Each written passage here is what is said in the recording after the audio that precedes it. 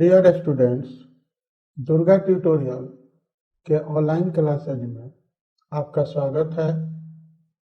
हम आपको पढ़ाने जा रहे हैं क्लास 12 का मानव भूगोल का चैप्टर मानव विकास। तो आइए देखते हैं। सबसे पहले हम ये जानने का प्रयास करें कि मानव विकास कहते किसे हैं। मानव विकास की परिभाषा क्या है? विकास वह है जो लोगों की इच्छाओं और उनके जीवन में सुधार लाता है। इस विचारधारा का केंद्र बिंदु मानव है। विकास का प्रमुख उद्देश्य है कि मनुष्य एक सार्थक जीवन जी सके। दूसरे शब्दों में, लोगों के विकल्पों के परिवर्धन की प्रक्रिया और जन कल्याण के स्तर को ऊपर उठाना ही मानव विकास है। विकास की अवधारणा गतिशील होती है। भिन्न भिन्न लोगों के लिए इसका अर्थ भी भिन्न भिन्न होता है। यानी कि विकास का मतलब है लोगों के जीवन स्तर में सुधार, उनके इच्छाओं की अधिक से अधिक पूर्ति और एक सुखद जिंदगी की ओर आगे बढ़ने का नाम विकास है। अब हम इस बात पर विचार करेंगे कि मानव विकास की जरूरत क्यों पड़ती है, मानव विकास की आवश्यकता क्यों है। तो आइए हम मानव विकास की आवश्यकता के कारणों पर विचार करते हैं। पहला कारण है, विकास के सभी क्रियाओं का अंतिम उद्देश्य मानवीय दशाओं को सुधारना तथा लोगों के लिए विकल्पों को बढ़ाना होता है। मानव विकास उच्च उत्पादकता का साधन है। उत्पादकता के आधार पर ही विनिवेश न्याय संगत माना जा सकता है। यानी कि मानव विकास उत्पादकता का साधन है और इसी के आधार पर विनिवेश न्याय संगत हो सकता है। इस कारण से मानव विकास की जरूरत होती है। अब बात करते हैं तीसरे कारण की। मानवीय प्रजनन की गति को धीमा कर के परिवार के आकार को छोटा किया जा सकता है। अगर हम प्रजनन को घटा दें, उसकी गति को धीमा कर दें, तो परिवार का आकार छोटा हो जाएगा। इससे सीमित साधन में भी परिवार सुखद जिंदगी जी सकता है, क्योंकि साधनों का अत्यधिक वितरण नहीं होगा, सुविधाओं का अभाव नहीं होगा।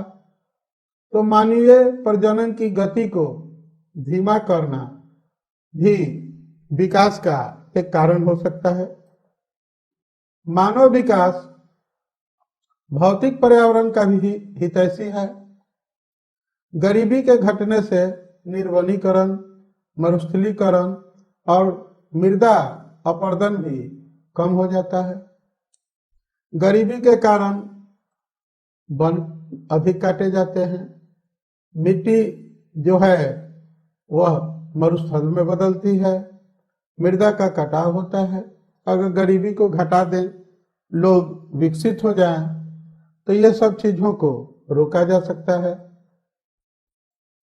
सुधरी मानवीय दशाएं समाज के कल्याण में योगदान भी करती हैं।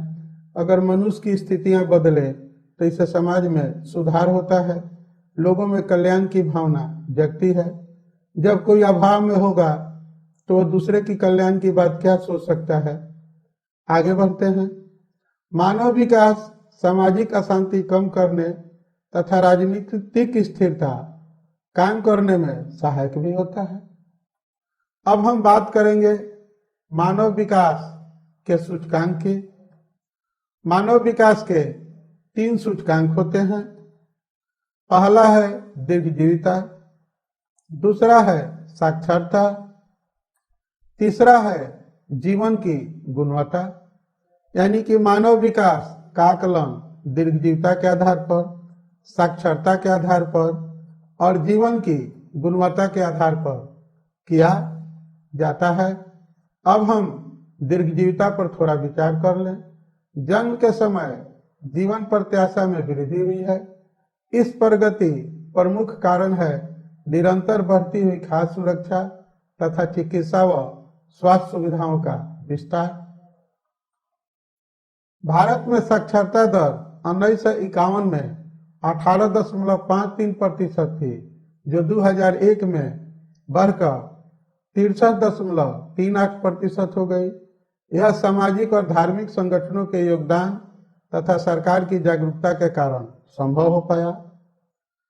जीवन की गुणवत्ता पर अगर बात करें तो गरीबी रेखा से नीचे जीवन यापन करने वालों की संख्या लगातार घट रही है। सरकारी सहयोग एवं जन सहयोग के कारण यह संभव हो पाया है। अब हम मानव विकास सूचकांक को विकसित करने वाले चर की बात करेंगे। तो इसको मानव विकास सूचकांक को प्रभावित करने वाले चर या उपागम निम्नलिखित हैं। पहला है आय उपागम, दूसरा है कल्याण उपागम, तीसरा है न्यूनतम या आधारभूत आवश्यकता उपागम। अब हम इनके बारे में थोड़ा सा और जानते हैं। आय उपागम, इसमें मानव विकास को आय के साथ जोड़कर देखा जाता है। यह मानव विकास का सबसे पुराना उपागम है। कल्याण उपागम, यह मानव को लाभार्थी अथवा सभी विकासात्मक गतिविधियों के लक्ष्य के रूप में देखता है। सरकार कल्याण पर सबसे अधिक ध्यान देती है। न्यूनतम या आधारभूत आवश्यकता उपागम, इसमें 6 न्यूनतम आवश्यकताओं भोजन, वस्त्र, आवास, शिक्षा, चिकित्सा और मनोरंजन की पहचान करके इसकी पूर्ति के आधार पर विकास की पहचान की जाती है। क्षमता उपागम, इसमें मानव क्षमताओं के निर्माण को बढ़ते हुए मानव विकास की कुंजी माना जाता है। अब हम मानवीय विकास के आधार पर देशों का वर्गीकरण पर विचार करेंगे। मानवीय विकास सूचकांक के आधार पर देशों का वर्गीकरण 3 भागों में किया जाता है। उच्च सूचकांक मूल्य वाले देश, इस श्रेणी में वे देश आते हैं जहां 0.8 से अधिक स्कोर है।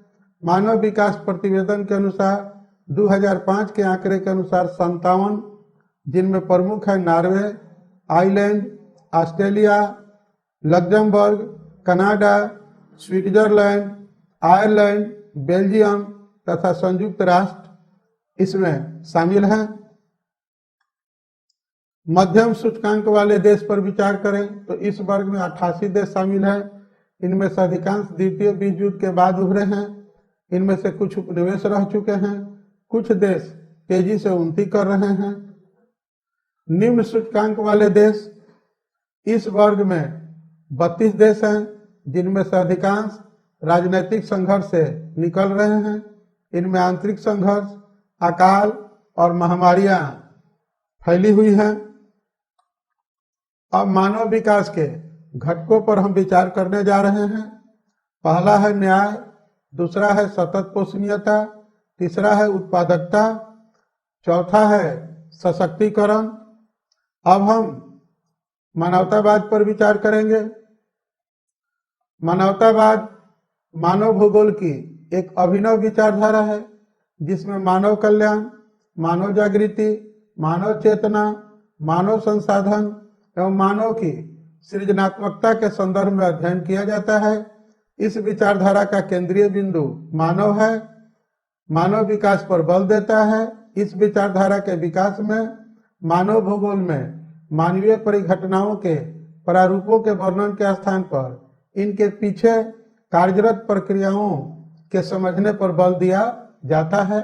यानी कि मानवतावाद मानव के विकास पर जोर देता है और मानव विकास की प्रक्रिया को समझने पर बल देता है।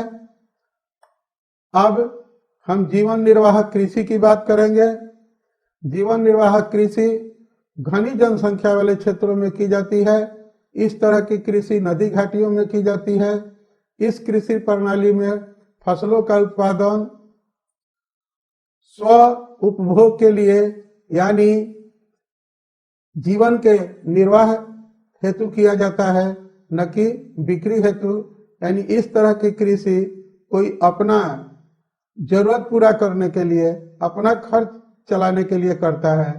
इसके उत्पाद व्यापार के लिए तैयार नहीं किए जाते हैं। इस तरह की कृषि को हम लोग जीवन निर्वाह कृषि के नाम से जानते हैं। अब हम वृद्धि और विकास में क्या अंतर है इस बात पर विचार करने जा रहे हैं। तो वृद्धि ऋणात्मक मात्रात्मक होती है और विकास जो होता है गुणात्मक होता है। वृद्धि मात्रात्मक होती है और विकास गुणात्मक होता है। वृद्धि धनात्मक और ऋणात्मक दोनों होती है, विकास केवल धनात्मक होता है। इसी के साथ हमारा टॉपिक समाप्त होता है। अब हम लघुत्तरीय और दीर्घोत्तरीय प्रश्नों पर विचार करते हैं कि इस अध्याय में कौन कौन से महत्वपूर्ण प्रश्न है।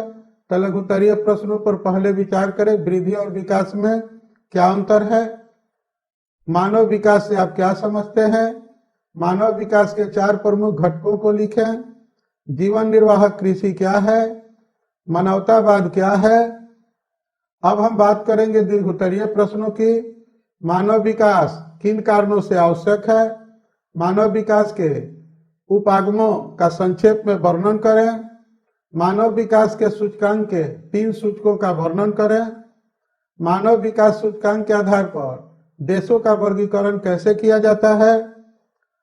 आज का लेक्चर हमारा यहीं समाप्त होता है और फिर हम मिलेंगे एक नए चैप्टर के साथ। तब तक के लिए आपको धन्यवाद, थैंक यू। हमारे चैनल से आप रिश्ता बनाए रखें। कोई सुझाव हो तो कमेंट बॉक्स के जरिए, ईमेल के जरिए, व्हाट्सएप के जरिए हमें सूचित करें। पसंद आए तो लाइक करें और अपने दोस्तों से शेयर करें और उनसे भी लाइक करवाएं, हमारे चैनल को सब्सक्राइब कराएं। एक बार पुनः धन्यवाद।